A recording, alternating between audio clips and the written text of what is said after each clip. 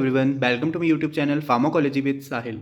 तो हम फार्माकोकाइनेटिक्स पढ़ रहे थे, उसकी चारों processes absorption, distribution, metabolism and excretion, उनको हम briefly one by one cover कर रहे थे।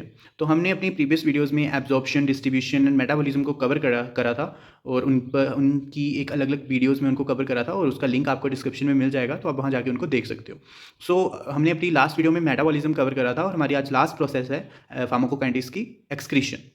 तो जैसा कि मैंने अपनी प्रीवियस वीडियो में कहा था कि एक्सक्रीशन एक वन ऑफ मोस्ट इंपॉर्टेंट जो पैरामीटर है या प्रोसेस है फार्माकोकाइनेटिक्स की, क्योंकि किसी भी ड्रग का कुछ स्पेसिफिक टाइम के बाद हमारी बॉडी से एक्सक्रीट आउट होना, हमारी बॉडी से बाहर निकलना बहुत ज़्यादा इंपॉर्टेंट होता है।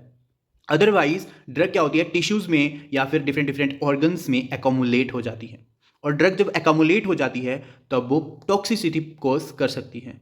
इसीलिए हमारी ड्रग का बॉडी से स्पेसिफिक टाइम के बाद, अपना इफेक्ट शो करने के बाद, बॉडी से एक्सक्रीट आउट होना बहुत ज़्यादा ज़रूरी होता है। तो आज हम एक्सक्रीशन की बात करेंगे कि एक्सक्रीशन होता क्या है। Excretion is a process whereby drug और metabolites are irreversibly transferred from internal to external environment through renal और non renal route. It means excretion क्या है, एक प्रोसेस है, ठीक है, वेयर बाय ड्रग और मेटाबोलाइट्स। अब मेटाबोलाइट्स क्या होते हैं, हमने कल मेटाबॉलिज्म करा था। जब किसी ड्रग की मेटाबॉलिज्म होती है और मेटाबॉलिज्म होने के बाद जो हमें प्रोडक्ट मिलता है उसको हम बोलते हैं मेटाबोलाइट्स, ठीक है। तो एलिमिनेशन एक प्रोसेस है जिसमें ड्रग और मेटाबोलाइट जो हैं वो इरिवर्सिबली ट्रांसफर होते हैं from internal to external environment. Irreversibly means कि कोई ड्रग एक बार आपकी बॉडी से एलिमिनेट हो गई, एक्सक्रीट आउट हो गई, तो वो वापस से रिवर्स नहीं हो सकती, वो वापस से आपकी बॉडी में एंटर नहीं हो सकती। आपको एक नई डोज जो है वो लेनी पड़ेगी, इसलिए इरिवर्सिबल ट्रांसफर होती है। Internal to external environment means आपकी बॉडी के अंदर से बाहर के एनवायरमेंट में ड्रग जो है वो ट्रांसफर होती है थ्रू रीनल और non renal route. Renal means mainly हमारी ड्रग किडनी से और यूरिन की फॉर्म में एक्सक्रीट होती है, तो उसको बोलते हैं किडनी को रीनल। रीनल या नॉन रीनल मतलब जो कुछ ड्रग्स हमारी जो है वो मिल्क, स्लाइवा और फीसिस या एक्सेल्ड एयर, स्वेट, इनके थ्रू भी हमारी बॉडी से एक्सक्रीट आउट होती हैं, तो उनको बोलते हैं non renal route. Clear. So excretion is the passage out of the systemically absorb drug. ये एक पासेज है जिसमें ड्रग पास होती है सिस्टेमिकली, जो हमारी सिस्टेमिकली जो सिस्टेमिक सर्कुलेशन में ड्रग एब्जॉर्ब हुई है, ठीक है। सिस्टेमिकली मतलब जो ब्लड में ड्रग एब्जॉर्ब हुई है वो पास आउट होती है, हमारी बॉडी से आउट होती है। That process is called as excretion. अब जो ड्रग और उसके मेटाबोलाइट्स हैं वो एक्सक्रीट होते हैं किन किन फॉर्म में, एक तो urine, faeces, exhaled air, saliva, sweat and milk. अब इनको हम अच्छे से आगे एक्सप्लेन करेंगे। जो इंपॉर्टेंट रूट है एलिमिनेशन की, दैट इज किडनी। किडनी से यूरिन की फॉर्म में, ये रीनल रूट है कि यूरिन की फॉर्म में ड्रग हमारी बॉडी से एक्सक्रीट आउट होती है। डिस्कस करने से पहले हम इस एक कॉन्सेप्ट को देखते हैं जो हमने पहले कवर करा था। ये कोई भी हमारी ड्रग है, ठीक है, ओरली लिया है, रेक्टली रूट से लिया है, इनहेलेशनल रूट से लिया है, इंट्रावीनस से लिया है, इंट्रामस्कुलर से लिया है, सबलिंगुअल से लिया है, परक्यूटेनियस से लिया है, मतलब किसी भी एक रूट से ड्रग जो हमने लिया है। क्लियर। सो ड्रग का ये रूट ऑफ एडमिनिस्ट्रेशन है, ठीक है, साइट ऑफ एडमिनिस्ट्रेशन है कि आपने कहां कहां से लिया, यहां से ब्लड सर्कुलेशन में पहुंचना ड्रग का, उस प्रोसेस को बोलते हैं एब्जॉर्प्शन। तो ये सारी जो प्रोसेस है इसकी एब्जॉर्प्शन हो रही है। अब इसको छोड़ दो, ओरल को छोड़ दो, इन प्रोसेसेस को लो पहले, inhalational, intravenous, muscular, sublingual and percutaneous. Absorption होगी ड्रग की ब्लड सर्कुलेशन में, एंड देन ड्रग डिस्ट्रीब्यूट होगी, ठीक है, ब्लड के थ्रू डिस्ट्रीब्यूट होगी in different different tissues and organs में, एंड उसके बाद ड्रग मेटाबोलाइज होकर हमारी बॉडी से एक्सक्रीट आउट हो जाएगी। क्लियर। लेकिन ओरल रूट में क्या होता है, ड्रग कहाँ जाती है, जब भी हम ओरली ड्रग लेते हैं, ड्रग ईसोफेगस से होकर हमारे स्टमक या इंटेस्टाइन में जाती है, ठीक है, जीआईटी में जाती है। वहाँ पे क्या होता है, जीआईटी हमारे स्टमक और इंटेस्टाइन से एक वेन अटैच होती है, लीवर तक जाती है, वो उसको बोलते हैं हिपैटिक पोर्टल वेन। क्लियर। हमने अपनी लास्ट वीडियो में भी डिस्कस करा था इसको। तो हिपैटिक पोर्टल वेन से में जो ड्रग जब भी स्टमक और इंटेस्टाइन में जाती है वो एब्जॉर्ब होकर सबसे पहले हिपैटिक पोर्टल वेन में जाती है, वहां से जाती है वो लीवर में, ठीक है। और लीवर में उसकी क्या होती है, ड्रग की मेटाबॉलिज्म, ठीक है। और मेटाबॉलिज्म हमने बताया था कि क्यों इंपॉर्टेंट है, ये एक ड्रग को एक फॉर्म से दूसरी फॉर्म में कन्वर्ट कर देता है ताकि वो इजीली हमारी बॉडी से एक्सक्रीट आउट हो जाए, क्योंकि एज इट इज ड्रग का हमारी बॉडी से एक्सक्रीट होना बहुत डिफिकल्ट होता है, ठीक है। तो मेटाबॉलिज्म के थ्रू हम अपनी ड्रग को प्रिपेयर करते हैं कि वो हमारी बॉडी से एलिमिनेट हो जाए, ठीक है। तो उसमें केमिकल अल्टरेशन हमने कहा था, बायो ट्रांसफॉर्मेशन प्रोसेसेस होती हैं, तो वो एक फॉर्म से दूसरी फॉर्म में ही ड्रग को कन्वर्ट करते हैं ताकि वो इजीली हमारी बॉडी से एक्सक्रीट हो जाए। तो अब ड्रग गई स्टमक और इंटेस्टाइन में गई, वहां से एब्जॉर्ब होकर हिपैटिक पोर्टल वेन में गई। हिपैटिक पोर्टल वेन कहां ओपन होती है, लीवर में। लीवर में ड्रग की मेटाबॉलिज्म हुई, मेटाबॉलिज्म होने के बाद ड्रग ऐसी फॉर्म में कन्वर्ट हो गई कि वो इजीली हमारी बॉडी से एक्सक्रीट आउट हो जाए। तो किन फॉर्म में, या तो वो यूरिन के फॉर्म में होगी, या वो फीसिस के फॉर्म में होगी, या वो एक्सहेल्ड एयर की फॉर्म में होगी। क्लियर। इसको बोलते हैं फर्स्ट पास मेटाबॉलिज्म, ठीक है। लेकिन ये जो रूट है इंट्रावीनस, इंट्रामस्कुलर, सबलिंगुअल, इनमें फर्स्ट पास मेटाबॉलिज्म नहीं होता, इसमें ड्रग बाईपास होती है लीवर को। इसमें क्या होता है, ड्रग पहले एब्जॉर्ब होकर डिस्ट्रीब्यूट होती है, डिस्ट्रीब्यूट होने के बाद वो फिर मेटाबोलाइट उसकी मेटाबॉलिज्म होती है और मेटाबॉलिज्म होने के बाद बॉडी से एक्सक्रीट हो जाती है। लेकिन यहाँ पे क्या होता है, ड्रग पहले मेटाबोलाइज होती है, मेटाबोलाइज होने के बाद वो डिस्ट्रीब्यूट होती है डिफरेंट डिफरेंट ऑर्गन्स में, एंड देन अपना जो एक्टिव फॉर्म होती है वो ऑर्गन्स में जाके अपना इफेक्ट शो करती है, और जो इनएक्टिव होती है हमारी बॉडी से एक्सक्रीट हो जाती है। ठीक है, तो एक प्रोसेस थी। अब किडनी जो है वो डेली 180 लीटर जो ब्लड है पर डे फिल्टर करती है। ठीक है, अब हम one by one in processes को पढ़ेंगे। तो अब हम बात करेंगे रीनल एक्सक्रीशन की। ये नेफ्रॉन का स्ट्रक्चर है, ठीक है, आप सब लोग फैमिलियर होंगे इस स्ट्रक्चर से। फिर भी ये एफरेंट आर्ट्रियोल्स हैं, ये इफरेंट आर्ट्रियोल्स हैं, ये ग्लोमेरुलस कैपिलरी नेटवर्क है, ये बोवन कैप्सूल होता है, ये प्रॉक्सिमल कॉन्वोल्यूटेड ट्यूब्यूल होती है, ये लूप ऑफ हेलने होता है, और ये डिस्टल कॉन्वोल्यूटेड ट्यूब्यूल जिसको डीसीटी भी बोलते हैं, पीसीटी एंड डीसीटी, ये कलेक्टिंग डक्ट होती है, यूरिन फ्लो है। क्लियर। अब क्या होता है, रीनल एक्सक्रीशन क्या है, drugs are eliminated from the body primarily in the kidney. Primarily most of the drug कहाँ से एक्सक्रीट होती है, किडनी से, in the form of urine. अब हम सबसे पहले इसकी बात करते हैं ग्लोमेरुलस फिल्ट्रेशन। ग्लोमेरुलस फिल्ट्रेशन क्या है, सबसे पहले ग्लोमेरुलस फिल्ट्रेशन रेट कितना होता है, 120 ml पर मिनट। ठीक है, इतना 120 ml पर मिनट में जो ड्रग है, ये ग्लोमेरुलस जो है यहाँ पे ब्लड की फिल्ट्रेशन होती है। ठीक है, तो इसमें क्या होता है, सबसे पहले इसको पढ़ते हैं। Glomerulus capillaries have pores larger than the usual. ठीक है, यहां पे क्या है, कैपिलरीज में क्या होते हैं, पोर प्रेजेंट होते हैं। क्यों? क्योंकि नेफ्रॉन का काम क्या है, फिल्टर्ड आउट करना ब्लड को। ठीक है, इसलिए यहां पे लार्ज पोर प्रेजेंट होते हैं। All non protein bound drugs, जो ड्रग्स प्रोटीन के साथ बाउंड नहीं होती हैं, वेदर लिपिड सोलुबल और इनसोलुबल, कि जो नॉन प्रोटीन बाउंड ड्रग्स होती हैं और जो लिपिड सोलुबल या लिपिड इनसोलुबल ड्रग्स होती हैं, वो प्रेजेंट होती हैं ग्लोमेरुलस फिल्ट्रेशन। यहां पे क्या होता है, यहां पे जो नॉन प्रोटीन बाउंड ड्रग होगी, जो प्रोटीन के साथ बाउंड नहीं करती, जो हमने अपनी प्रीवियस वीडियो में प्रोटीन बाइंडिंग पढ़ा था, तो हमने वहां पे डिस्कस करा था कि कुछ ड्रग्स प्रोटीन के साथ बाइंड करती हैं, कुछ ड्रग्स नहीं करती। तो जो फ्री फॉर्म में ड्रग्स होंगी वो, और जो लिपिड सोलुबल होंगी या लिपिड इनसोलुबल होंगी, वो ड्रग्स सारी जो हैं वो फिल्टर्ड होके यहां पे आ जाएंगी ट्यूब्यूल्स में, प्रॉक्सिमल कॉन्वोल्यूटेड ट्यूब्यूल्स, इन ट्यूब्यूल्स में आ जाएगी यहां से फिल्टर्ड होके। ठीक है, अब क्या है, the glomerulus filtration of the drug depend upon its plasma protein binding and renal blood flow.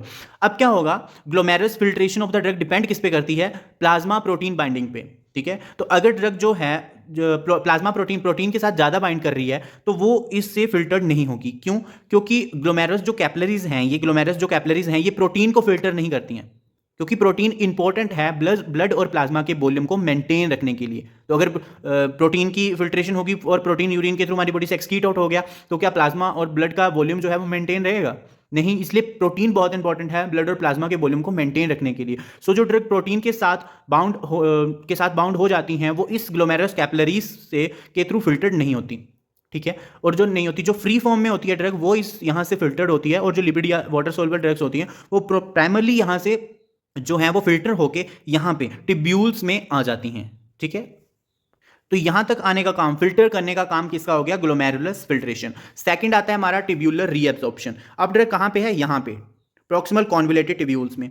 अब क्या है, this occur by passive diffusion and depend on the lipid solubility and ionisation of the drug at the existing urinary pH. Lipid soluble drugs filtered at the glomerulus back diffusion in the tubules because 99% of the glomerulus filtration is reabsorbed, but non-lipid soluble and highly ionized drugs are unable to do so. Change it urinary pH affect the tubular reabsorption of the drug. इसको समझते हैं। उन्होंने कहा कि एक passive diffusion है।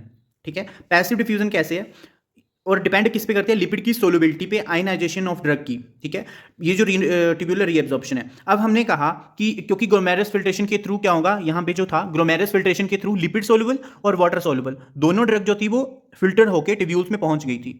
Clear, इतना हो गया। यहाँ पे आ गई हमारी लिपिड सोलुबल और वाटर सोलुबल ड्रग दोनों आ गई। अब क्या होगा, जो लिपिड सोलुबल ड्रग है और ये जो मेम्ब्रेन है, ठीक है, तो लिपिड सोलुबल ड्रग क्या होता है, हाईली परमिएबल होती हैं, वो इजीली मेम्ब्रेन को क्रॉस करके ब्लड सर्कुलेशन में पहुंच जाती हैं। तो अगर लिपिड सोलुबल ड्रग यहाँ पे आ गई है फिल्टर होके, तो ये तो मेम्ब्रेन है, ठीक है, बाइलेयर है, मेम्ब्रेन है यहाँ पे, तो वो तो इजीली मेम्ब्रेन को क्रॉस करके वापस से ब्लड में पहुंच जाएगी। ठीक है, क्योंकि लिपिड जो होते हैं वो सोलुबल होते हैं मेम्ब्रेन में। ठीक है, लिपिड सोलुबल ड्रग जो होती है वो मेम्ब्रेन को इजीली क्रॉस करके वापस ब्लड में चली जाएगी। That process is called as reabsorption. और जो वाटर सोलुबल ड्रग्स होंगी वो ट्यूब्यूल्स में ही रहेंगी और एक्सक्रीट आउट हो जाएंगी। क्लियर। सो लिपिड सोलुबल और नॉन पोलर ड्रग जो होती हैं वो डिफ्यूज हो जाती हैं 99% ड्रग, क्योंकि अगर लिपिड सोलुबल ड्रग है तो वो मेम्ब्रेन को क्रॉस करके ब्लड सर्कुलेशन में जाएगी ही। That process is called as reabsorption. ठीक है, तो उन्होंने यही कहा यहाँ पे कि डिपेंड करता है कि लिपिड की ड्रग की लिपिड सोलुबिलिटी कैसी है। अगर हाईली लिपिड सोलुबल ड्रग होगी तो वो रीएब्जॉर्ब 99% जो है होगी वो रीएब्जॉर्ब हो जाएगी। ठीक है, और बैक चली जाएगी ब्लड में। बट जो नॉन लिपिड सोल्युबल ड्रग्स होंगी और हाईली आयनाइज ड्रग होंगी वो ऐसा नहीं कर पाती। अब जो नॉन लिपिड ड्रग होगी या वाटर सोल्युबल ड्रग होगी वो तो मेम्ब्रेन को इजीली क्रॉस नहीं कर पाती, तो इसलिए वो हमारी बॉडी से यूरिन के थ्रू एक्सक्रीट आउट हो जाएंगी। उसके बाद था कि जो पीएच चेंज है वो भी रीअब्जॉर्प्शन को अफेक्ट करता है। कैसे देख, जो वीक बेस होते हैं वो लेस एब्जॉर्ब होते हैं एसिडिक यूरिन में, क्लियर, और जो वीक एसिड्स होते हैं वो लेस एब्जॉर्ब होते हैं बेसिक यूरिन में। इट मींस जो बेसिक ड्रग्स होंगी वो जो होंगी एब्जॉर्ब होंगी बेसिक एनवायरनमेंट में, और जो एसिडिक ड्रग्स होंगी वो एसिडिक यूरिन में ही एब्जॉर्ब होंगी, ठीक है। और ये प्रिंसिपल कहाँ पे यूटिलाइज होता है, facilitating elimination of the drug in poisoning. Poisonous की कंडीशन में ये जो प्रिंसिपल है ये फॉलो होता है। मान लो कोई ड्रग एसिडिक है, बीक एसिडिक ड्रग है, उसकी वजह से आपको पॉइजनिंग हुई है, क्लियर, तो अब क्या होगा, बीक एसिडिक ड्रग है तो वो less absorb in basic urine. लेकिन अगर वो एसिडिक एनवायरनमेंट एसिडिक यूरिन में है, एसिडिक ड्रग, ठीक है, एसिडिक यूरिन में है, तो वो वापस से इजीली हमारी बॉडी से क्योंकि अच्छा एब्जॉर्प्शन होता है, ठीक है, तो हमारी बॉडी में रीएब्जॉर्ब हो जाएगी। कोई भी वीक एसिडिक ड्रग है तो वो क्या करती है, वो लेस एब्जॉर्ब होती है बेसिक यूरिन में, लेकिन अच्छे से एब्जॉर्ब हो जाती है एसिडिक यूरिन में, क्लियर। तो अगर हमारी वीक एसिडिक ड्रग से हमें पॉइजनिंग हुई है, फॉर एग्जांपल बारबीचुरेट से हमें पॉइजनिंग होगी है, तो हम क्या करेंगे, अगर वो एसिडिक यूरिन में रहेगी तो वो एब्जॉर्ब हो जाएगी, क्योंकि एसिडिक यूरिन में एब्जॉर्प्शन अच्छा होता है, लेकिन वो उसको हम बेसिक यूरिन प्रोवाइड करवाएंगे। उसके जो ये है यूरिन है उसका पीएच हम बेसिक कर देंगे, जिसकी वजह से जो बीक एसिड ड्रग है जिसकी वजह से हमें पॉइजनिंग हुई है वो ड्रग वापस से रीएब्जॉर्ब होकर ब्लड में नहीं पहुंचेगी, वो जल्दी ही हमारी बॉडी से एक्सक्रीट आउट एलिमिनेट हो जाएगी, ठीक है। फॉर एग्जाम्पल बारबीचुरेट क्या है, एक बीक एसिडिक है, तो हम यूरिन को बेसिक कर देंगे, उसके बेसिक कर देंगे ताकि बारबीचुरेट जो है वो एब्जॉर्ब ना हो पाए ब्लड में, और उसके लिए हम सोडियम बाइकार्बोनेट का इंजेक्शन देते हैं, जिससे यूरिन बेसिक और एल्केलाइन हो जाता है और ड्रग जो है वो वापस से ब्लड में एब्जॉर्ब नहीं होती। तो इस तरह से पीएच का जो है वो एक इंपॉर्टेंट रोल प्ले करता है। This is the active transport of organic acids and bases by the two separate classes relatively non-specific transporter OAT and OCT which operate in the proximal tubules। इसमें क्या होता है, ट्यूब्यूल्स में acid और base की secretion होती है, ठीक है, यूरिन में। तो उसमें दो जो हैं वो प्रोसेस या आप बोल सकते हो सिस्टम होते हैं, OAT एंड OCT।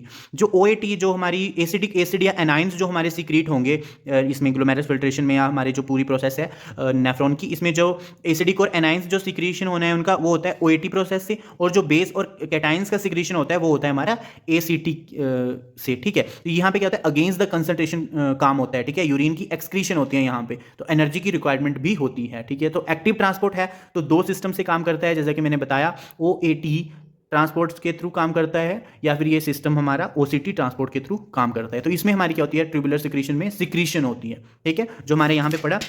यहाँ पे हमारी जो थी इनसोल्युबल और सोल्युबल लिपिड इनसोल्युबल ड्रग्स आई, यहाँ से वो फिल्टर्ड होके पहुँच गई हमारी टिब्यूल्स में उनका क्या हो गया, रीएब्जॉर्प्शन, जो लिपिड सोल्युबल ड्रग्स थी वो रीएब्जॉर्ब होगी, उसके बाद वो लूपो फिल्ने में आई, देन कुछ जो होती है वो DCT में जाके फिर से एब्जॉर्ब हो गई, और बाकी जो बची वो बॉडी से एलिमिनेट हो गई, एक्सक्रीट आउट हो गई। This process is called as tubular secretion. तो यहाँ पे जो एसिडिक या एनाइन से सिक्रीट होते हैं यूरिन में वो होते हैं हमारे OAT प्रोसेस से, और जो बेसिस और कैटाइंस प्रोड्यूस होते हैं वो होते हैं OCT प्रोसेस से, ठीक है। अब हम नेक्स्ट जो हमारा यह है एलिमिनेशन रूट उसकी बात करते हैं, बिलियरी एक्सक्रीशन।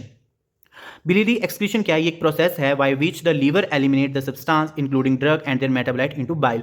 इसमें क्या होता है, हमारी ड्रग जो है वो यूरिन से नहीं बाइल के थ्रू हमारी बॉडी से एक्सक्रीट आउट हो जाती है। बाइल में मेनली किससे, फीसिस के थ्रू, स्टूल के थ्रू हमारी बॉडी से एक्सक्रीट आउट होती है। तो नॉर्मली क्या होता है, लीवर में ड्रग की मेटाबॉलिज्म होती है, ठीक है, लीवर में ये लीवर है हमारा, लीवर में ड्रग की मेटाबॉलिज्म हुई एंड देन वो क्या होता है, अब हमारा बाइल के थ्रू, ठीक है, हमारा ड्रग जो है बाइल के थ्रू एक्सक्रीट आउट होना है। तो लीवर में ड्रग की मेटाबॉलिज्म हुई और मेटाबोलाइट बाइल में सिक्रीट हो गया, ये हमारा बाइल डक्ट है। बाइल में सिक्रीट होने के बाद वो GIT में गया, देन GIT से वो हमारी बॉडी से एक्सक्रीट आउट हो गया in the form of faeces. ये हमारी बिलियरी एक्सक्रीशन होती है। तो ड्रग भी ऐसे होती है, ड्रग लीवर में गई, लीवर में जाके वो कहाँ गई, बाइल डक्ट में गई, बाइल में मिक्स होने के बाद वो गट में गई, एंड गट से वो हमारी बॉडी से एलिमिनेट हो गई, एक्सक्रीट हो गई। लेकिन अब एक केस है यहाँ पे, ये जो आप प्रोसेस देख रहे हो ये बहुत इंपॉर्टेंट प्रोसेस है। ये केस है कि क्या है कि ये हमारा GIT है, क्लियर। अब आपने कोई भी ड्रग एडमिनिस्ट्रेट करी है, आपने ड्रग एडमिनिस्ट्रेट करी, तो जैसा कि मैंने बताया था कि स्टमक, गट में क्या है, स्टमक और इंटेस्टाइन, कोई भी ड्रग है वो जब ओरली ली वो इंटेस्टाइन और स्टमक में गई, वहाँ से वो कहाँ जाती थी, वो एब्जॉर्ब होकर सबसे पहले वहाँ पे जो हिपैटिक पोर्टल वेन होती थी, ये हिपैटिक पोर्टल वेन से होते हुए वो कहाँ जाती थी, लीवर में। इतना क्लियर है। कोई भी ड्रग आपने ली वो गट में गई, स्मॉल इंटेस्टाइन में गई, स्टमक में गई, और स्टमक और स्मॉल इंटेस्टाइन से एक पाइप जाती है जिसको बोलते हैं हिपैटिक पोर्टल वेन, वो जाती है लीवर में और लीवर में जाके ओपन होती है। इतना क्लियर है। अब लीवर में क्या होता है ड्रग की, मेटाबॉलिज्म, ये भी क्लियर है। जब मेटाबॉलिज्म होगी, अगर तो ड्रग जो है वो वाटर सोल्युबल है। अब मेटाबॉलिज्म क्यों इंपॉर्टेंट है? क्योंकि ड्रग एक फॉर्म से हमें दूसरी फॉर्म में कन्वर्ट करनी है, ऐसी फॉर्म से ऐसी फॉर्म में कन्वर्ट करनी है जिससे वो ईजिली हमारी बॉडी से एलिमिनेट हो जाए, ईजिली हमारी बॉडी से एक्सक्रीट आउट हो जाए। क्लियर? तो यहां पे ड्रग की मेटाबॉलिज्म होगी। अगर हमारी लिपिड सोल्युबल ड्रग है तो उसमें उसको मेटाबॉलिज्म के थ्रू हम वाटर सोल्युबल ड्रग में कन्वर्ट करेंगे ताकि वो ईजिली हमारी बॉडी से किडनी में जाके ईजिली हमारी बॉडी से एक्सक्यूट हो जाए इन द फॉर्म ऑफ यूरिन। ठीक है। बट अगर हमारी ड्रग जो है वो लार्ज साइज की है, उसका मॉलिक्यूलर वेट लार्ज है, तो वो ड्रग क्या होगी, वो यहां से एलिमिनेट ना होकर वो बाइल के थ्रू, और हाईली लिपिड सोल्युबल ड्रग है, वो मेटाबॉलिज्म के बाद भी वो वाटर सोल्युबल ड्रग में कन्वर्ट नहीं हो पा रही है, तो वो कहां से एब्जॉर्ब होगी, वो होगी वाइल के थ्रू। अब ड्रग क्या हुआ, जीआईटी में, लीवर में मेटाबॉलिज्म हुई और वो लार्ज थी, लार्ज मॉलिक्यूल्स थे, तो वो क्या हुआ, बाइल के थ्रू मेटाबॉलिज्म होगी उसकी, तो वो बाइल में आई, बाइल के थ्रू वो कहाँ गई, गट में। इतना क्लियर है? अब वो गट में गई एंड देन हमारी बॉडी से क्या हो जाएगी, एलिमिनेट हो जाएगी in the form of faeces. Clear है? तो इतना था कि अगर यूरिन, अगर मेटाबॉलिज्म हो गई और वो वाटर सोल्युबल कन्वर्ट होगी तो वो किडनी में जाएगी एंड यूरिन की फॉर्म में कन्वर्ट हो जाएगी और एक्सक्रीट हो जाएगी। और अगर वो हैवी है, मतलब लार्ज मॉलिक्यूल है, लार्ज वेट है उसका, तो वो वाइल के थ्रू आएगी, गट में जाएगी, गट से एलिमिनेट हो जाएगी। लेकिन मेन प्रोसेस क्या है कि गट में हमारे कुछ प्रेजेंट होता है जिसको बोलते हैं गट बैक्टीरिया। ठीक है, हमारे जीआईटी में गट बैक्टीरिया प्रेजेंट होता है, जो ड्रग को अगेन, जो मेटाबोलाइट फॉर्म ड्रग की हुई थी, मेटाबॉलिज्म होने के बाद ड्रग यहाँ पे आई ना, तो गट में ये बैक्टीरिया जो होता है, गट बैक्टीरिया, वो उस ड्रग को वापस उसी फॉर्म में कन्वर्ट कर देता है जिस फॉर्म में आपने पहले वो एडमिनिस्टर करी थी, या वो मेटाबॉलिज्म के पहले जिस फॉर्म में थी। क्लियर? जब ड्रग एक बार आपने ड्रग ली, यहां से गई हेपेटिक पोर्टल वेन से लीवर में गई, लीवर में मेटाबॉलिज्म हुई, बाइल के थ्रू आई, वापस आपके गट में आई। अब गट में क्या है, बैक्टीरिया, कुछ ऐसा बैक्टीरिया होता है जो आपकी ड्रग को, जो मेटाबोलाइट यहां पे ड्रग प्रोडक्ट बचा है मेटाबॉलिज्म के बाद, उसको फिर से उसी फॉर्म में कन्वर्ट कर देता है जिस फॉर्म में आपने उसको एडमिनिस्टर करा था। और जब आपने ड्रग उसी फॉर्म में वापस से कन्वर्ट होगी तो वापस से वो हेपेटिक पोर्टल वेन में जाएगी, फिर से लीवर में जाएगी, फिर से उसका मेटाबॉलिज्म होगा, फिर से वो बाइल डक्ट में आएगी, फिर से वो गट में आएगी, फिर से गट बैक्टीरिया उसको उसी फॉर्म में कन्वर्ट कर देगा। तो ऐसा ये तब तक होता है जब तक वो हमारी बॉडी से या तो इन द फॉर्म ऑफ यूरिन या तो वो फीसिस के थ्रू एक्सक्रीट आउट ना हो पाए। ठीक है, ये प्रोसेस तब तक होगी और फिर ड्रग हमारी बॉडी से फीसिस और स्टूल के थ्रू एलिमिनेट हो जाती है, एक्सक्रीट हो जाती है। अब इसका क्या है, इस प्रोसेस का एक बेनिफिट भी है और एक ड्रॉबैक भी है। बेनिफिट क्या है कि ड्रग का प्रोलॉन्ग्ड इफेक्ट आता है। जब ड्रग बार बार एक बार मेटाबॉलिज्म हो रही है, फिर से वो जीआईटी में आ रही है, फिर से वो ब्लड सर्कुलेशन में जा रही है, फिर मेटाबॉलिज्म हो रही है, फिर से वो जीआईटी में आ रही है, फिर वो सर्कुलेशन में जा रही है, तो बार बार सर्कुलेशन में जाने से क्या होता है, ड्रग का ड्यूरेशन ऑफ एक्शन प्रोलॉन्ग हो रहा है, बार बार उसका इफेक्ट आएगा हमें। ठीक है, तो ये एक बेनिफिट है। बट ड्रॉबैक क्या है कि एक्सक्रीशन नहीं होगी ड्रग की, ड्रग एक्सक्रीट हो ही नहीं पा रही है फीसिस या यूरिन के थ्रू, वो बार बार जब भी वो गट में आती है तब वो गट बैक्टीरिया से वापस से हेपेटिक पोर्टल वेन से लीवर में चली जाती है, लीवर से आगे डिस्ट्रीब्यूट होकर फिर से बाइल में आती है। तो ड्रग का क्या हुआ है, एक्सक्रीशन ही नहीं हो पा रही है, तो इट मीन्स वो हमारी बॉडी में जब ज़्यादा देर रहेगी तो वो किसी ना किसी ऑर्गन को खराब करेगी, वो टॉक्सिसिटी प्रोड्यूस करेगी, तो एक इसका ड्रॉबैक है। और ये जो ये पूरा एक प्रोसेस है इसको बोलते हैं intero hepatic cycling of the drug. ठीक है, ये बाइलरी एक्सक्रीशन में ये प्रोसेस होती है कि ड्रग बार बार जो है वो हमारी बॉडी में ब्लड सर्कुलेशन में जाती रहती है, ये होती है बाइलरी एक्सक्रीशन। इस तरह से भी हमारी बॉडी से ड्रग जो है एलिमिनेट होती है। उसके बाद हम आते हैं पल्मोनरी एक्सक्रीशन पे। पल्मोनरी एक्सक्रीशन में क्या होता है, gases and volatile substance eliminated होता है एक्सेल्ड एयर। जो कि गैसेस या वोलेटाइल सब्सटेंस होता है ना, वोलेटाइल सब्सटेंस क्या होता है, मींस जो गैसेस फॉर्म में कन्वर्ट हो जाता है, ऐसा सब्सटेंस जो गैसेस फॉर्म में कन्वर्ट हो जाता है उसको बोलते हैं वोलेटाइल सब्सटेंस। तो गैसेस और जो वोलेटाइल सब्सटेंस होते हैं वो मेनली एक्सेल्ड एयर के थ्रू हमारी बॉडी से एलिमिनेट होते हैं। क्लियर? मतलब लंग्स के थ्रू एलिमिनेट होते हैं। Enter primary through the respiratory route and expected to be excreted by the inhaled air. वो ड्रग जो आप रेस्पिरेटरी रूट से लेते हो, ठीक है, वो ड्रग जो आप रेस्पिरेटरी रेट से लेते हो, तो वो ब्लड में जाने के बाद आपकी बॉडी से एक्सहेल्ड प्रोसेस के थ्रू आपकी बॉडी से एलिमिनेट होती है। ठीक है, अब इसमें सोल्युबिलिटी का रोल होता है। जो ड्रग ज़्यादा सोल्युबल नहीं होगी वो बहुत ज़्यादा लंग्स से एक्सहेल्ड हो जाएगी, जिसकी सोल्युबिलिटी कम होगी। Example nitric acid. Nitric acid की जो है वो ड्रग ब्लड सोल्युबिलिटी, इस ड्रग की ब्लड में सोल्युबिलिटी कम होती है, तो वे बहुत जल्दी हमारी बॉडी से एक्सहेल्ड प्रोसेस के थ्रू बाहर आ जाती है, एक्सक्रीट आउट हो जाती है। लेकिन हाई सोल्युबिलिटी होती है कुछ ड्रग्स की, फॉर एग्जांपल अल्कोहल। तो जब भी आप अल्कोहल लेते हो या अल्कोहल इंटेक करते हो तो क्या होता है, बहुत लंबे टाइम तक उसकी ड्यूरेशन रहती है। क्यों? क्योंकि वो अल्कोहल जो है वो बहुत ईजिली और अच्छे से हमारे ब्लड में एब्जॉर्ब हो जाता है या सोल्युबल होता है। और हाई सोल्युबिलिटी के कारण क्या होता है, उसकी लॉन्ग ड्यूरेशन होती है कि बहुत देर तक हमारी मतलब जो ड्रग है या अल्कोहल है वो एक्सहेल्ड प्रोसेस के थ्रू बॉडी से एलिमिनेट होता है, लेकिन उसको बहुत टाइम लगता है क्योंकि वो ब्लड में बहुत ईजिली और बहुत अच्छी तरह सोल्युबल हो चुका होता है। इसीलिए जब आप अल्कोहल इंटेक करते हो तो बहुत टाइम तक आपके जो माउथ से वो स्मेल आती है अल्कोहल की, क्योंकि वो एक्सहेल्ड हो रहा होता है, लेकिन बहुत ज़्यादा एब्जॉर्ब हो गया, बहुत ज़्यादा अच्छे से सोल्युबल हो गया है ब्लड में, इसलिए उसकी ड्यूरेशन इंक्रीज होती है, बढ़ जाती है। अब हम बात करते हैं स्लाइवरी एक्सक्रीशन की। कुछ अनआयनाइज्ड लिपिड सोल्युबल ड्रग्स या लिटिल बिट जो होती हैं वो एक्सक्रीट होती हैं स्लाइवा के थ्रू। तो इसलिए समटाइम आप कुछ ड्रग्स लेते हो तो हमारे जो टेस्ट होता है वो बीटर सा होता है। तो ऐसा क्यों होता है? क्योंकि वो हमारी बॉडी से एक्सक्रीशन स्लाइबा के थ्रू जो प्रोसेस ड्रग्स हैं वो एक्सक्रीट हो रही होती हैं। इसमें भी एक प्लस पॉइंट है कि जब समटाइम जब स्लाइबा में ड्रग जो है स्लाइबा के थ्रू एक्सक्रीट आउट होनी है, लेकिन आप उस स्लाइबा को वापस से अपने अंदर ले भेज देते हो, तो उससे क्या होता है? उससे भी ड्रग की जो एक्शन है या वापस से वो ड्रग आपकी बॉडी में चली गई तो उससे भी जो ड्रग का एक्शन है उस पर फर्क पड़ता है। ठीक है, जैसे कैफीन और फेनिटोइन। उसके आता है mammary excretion, low fraction of drug excreted to the milk, बहुत कम फ्रैक्शन ऑफ ड्रग जो है वो मिल्क के थ्रू एक्सक्रीट आउट होती है। ये एक मेजर रूट नहीं है एक्सक्रीशन का, ठीक है। तो एक पैसिवली जो है वो ड्रग मिल्क के थ्रू एक्सक्रीट होती है, लेकिन इससे जो मदर है उसमें उसको कोई इफेक्ट नहीं होता है, बट जो चाइल्ड है या जो बच्चा है उसको इफेक्ट होता है, क्योंकि उसको ड्रग से उसके मिल्क के थ्रू उसकी बॉडी में भी वो ड्रग जाती है और वो टॉक्सिसिटी कॉज कर सकती है। लास्ट आता है हमारा स्किन में मेनली स्वेट के थ्रू बॉडी से एलिमिनेट होती है ड्रग। तो passive diffusion like heavy metal और बेंजोइक एसिड होते हैं, वो हमारी बॉडी से स्वेट के थ्रू ही एलिमिनेट होते हैं। ठीक है, thanks for watching this video. ये था हमारा एलिमिनेशन प्रोसेस। तो आप ये वीडियो आपके लिए थोड़ा सा भी हेल्पफुल रहा हो तो please like share and subscribe YouTube channel pharmacology with Sahil. Thank you.